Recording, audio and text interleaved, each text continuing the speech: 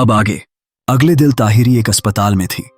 आखिर उसकी छुट्टी खत्म जो हो चुकी थी, लेकिन उसे बिल्कुल भी बुरा नहीं लग रहा था, बल्कि उसे तो काम करके अच्छा लग रहा था। लेकिन न जाने क्यों इस वक्त वो हद से ज्यादा मायूस लग रही थी। इतना ही नहीं, उसकी आंखें भी नम थीं। वो यहां सुबह कई घंटों से लगातार काम रही थी।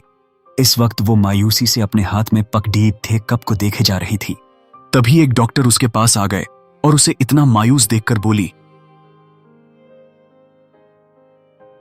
डॉक्टर ताहिरी, आपको इतना मायूस होने की जरूरत नहीं है। ये सब तो होता रहता है। आपको ये समझना चाहिए, आप एक सर्जन हैं। ताहिरी ने उन्हें देखा तो वो एक उम्रदराज डॉक्टर थी। ताहिरी ने एक नकली मुस्कान के साथ, मैं जानती हूं कुछ चीजें हमारे हाथ में नहीं होती, चाहे हम कितने ही काबिल हो, और थैंक्स आपका। उन डॉक्टर ने ताहिरी के कंधे पर हाथ रखकर मुस्कुराकर वहां से चली गई। वही दूर से रोनित ताहिरी को देखे जा रहा थी। वो उनके कुछ ऑफिसर यहां एडमिट थे। रोनित उन्हें देखने आया था। वो वहां से जाने ही वाला था कि उसे ताहिरी नजर आ गई, जिसे देखकर वो रुक गया और ताहिरी की मायूसी उससे छुपी नहीं रही। वो काफी देर तक सोचता रहा कि वो ताहिरी के पास जाए कि नहीं। उसके पास जाने में भी उसे हिचकिचाहट हो रही थी। उसने सोचा कि वो ना जाए और उसने बाहर जाने के लिए कदम उठाए कि वो रुक गया। हमेशा की तरह मेजर रोनित अपने दिल के हाथों हार गए और ताहिरी की तरफ बढ़ गए। ताहिरी ने जब अपने सामने किसी को महसूस किया तो उसने सर ऊपर उठाकर देखा। रोनित को देखकर वो चौंक गई और उसे देखकर वो एकटक उसे देखती रही। ताहिरी को देखकर रोनित भी होश खो चुका था। वो भी बिना अपनी पलकें झपकाए उसे देखने लगा था। आसपास से होकर जाती ठंडी हवाएं उन्हें छू रही थीं, लेकिन उन्हें ऐसा लग रहा था जैसे वो ठंडी हवाएं नहीं, बल्कि वो दोनों खुद एक दूसरे को महसूस कर रहे हों। इससे आगे उनके जज्बात बेअरहज पाते कि बीच में ही ताहिरी का फोन बजने लगा, जिससे दोनों की नजरें एक दूसरे से हटीं और अपने अपने होश में आए। ताहिरी ने जल्दी से फोन अपना साइलेंट किया। ताहिरी को झेंपते देख रोनित ने शांति से पूछा,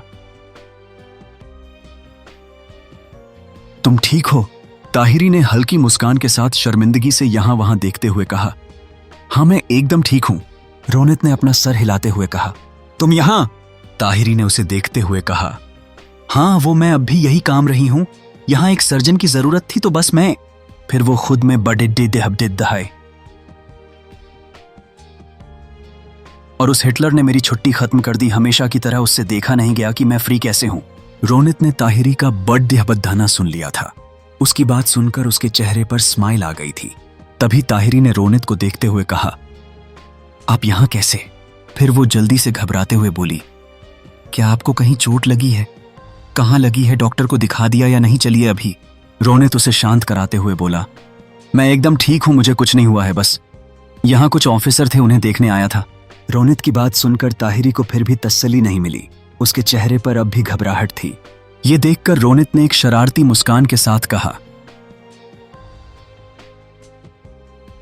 ठीक है, तो फिर चलकर तुम मुझे पूरी तरह चेक कर सकती हो, शायद तब तुम्हें मुझ पर यकीन हो जाए। ताहिरी रोनित की बात का मतलब समझ गई थी। उसके चेहरे पर एक शर्म वाली मुस्कान फैल गई थी। उसने नीचे देखते हुए कहा, मुझे नहीं लगता कि आपको कहीं चोट लगी है। रोनित ने उसकी तरफ हल्का सा झुकते हुए कहा, मुझे बिना चेक किए तुम ये कैसे बता सकती हो? ताहिरी ने रोनित को देखते हुए कहा, मैं आपको बस दूर से देखकर बता सकती हूं कि आप बिल्कुल ठीक हैं। ताहिरी ने फिर अपने साइड वाली खाली जगह को देखते हुए कहा, हाँ बैठ जाए ना। रोनित ने अपना सर हिला दिया। उसने उसके पास बैठकर उसके हाथ में पकड़े चाय से भरे हुए कप को देखते हुए कहा, तुम्हारी चाय कब की ठंडी हो चुकी है, तुमने पी क्यों नहीं? ये सुनकर अब जाकर ताहिरी का ध्यान अपने हाथ में पकड़े कप को देखा। फिर साइड में रखते हुए कहा, पीने का मन नहीं था। रोनित ने उसे गौर से देखते हुए पूछा, क्या हुआ, तुम परेशान क्यों हो? यह सुनकर ताहिरी ने रोनित को देखा, फिर एक मुस्कान के साथ कहा, नहीं तो मैं एकदम ठीक हूं। रोनित ने उसका हाथ अपने हाथ में लिया और प्यार से उसे सहलाने लगा। उसने दोबारा उससे कुछ नहीं पूछा, बस चुपचाप उसके साथ बैठा रहा। ताहिरी ने बिना रोनित की तरफ देखे कहा, मुझे एक पेशेंट की सर्जरी करनी है, एक लड़के की। उसकी उम्र काफी कम है, लेकिन उसके बचने के काफी कम चांसेस है। अगर सर्जरी नहीं हुई तब भी वो बच नहीं पाएगा, और अगर सर्जरी हुई भी तो भी उसके बचने के ना के बराबर ही चांसेस है। ताहिरी की बात सुनकर रोनित ने उसके हाथ पर अपनी पकड़ मजबूत कर ली। ताहिरी ने कहा, मैं अपनी पूरी कोशिश करूंगी, लेकिन फिर भी एक डर है उसके लिए, क्योंकि वो लड़का अभी बहुत छोटा है।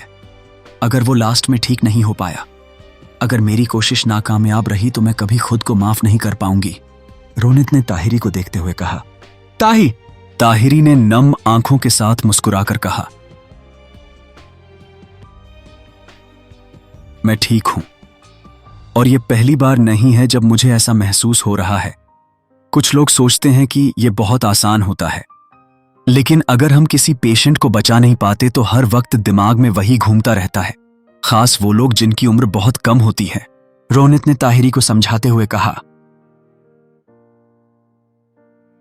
ताहि तुम एक डॉक्टर हो ना, कि कोई भगवान जो तुम्हारे हाथ में है वो तुम करोगी, लेकिन जो नहीं है उसे तुम नहीं कर पाओगी, चाहे कितनी भी कोशिश कर लो।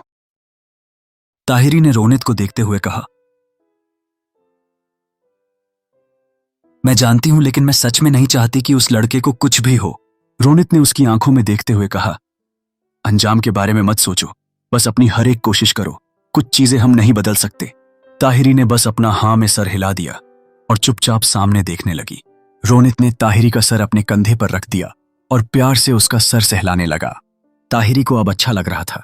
रोनित से दोबारा मिलने के बाद रोनित ने कभी भी उसे देखकर अलग बर्ताव नहीं किया। वो अब भी उसके साथ वैसा ही था जैसा पहले था। ये सोचकर ताहिरी मुस्कुरा दी।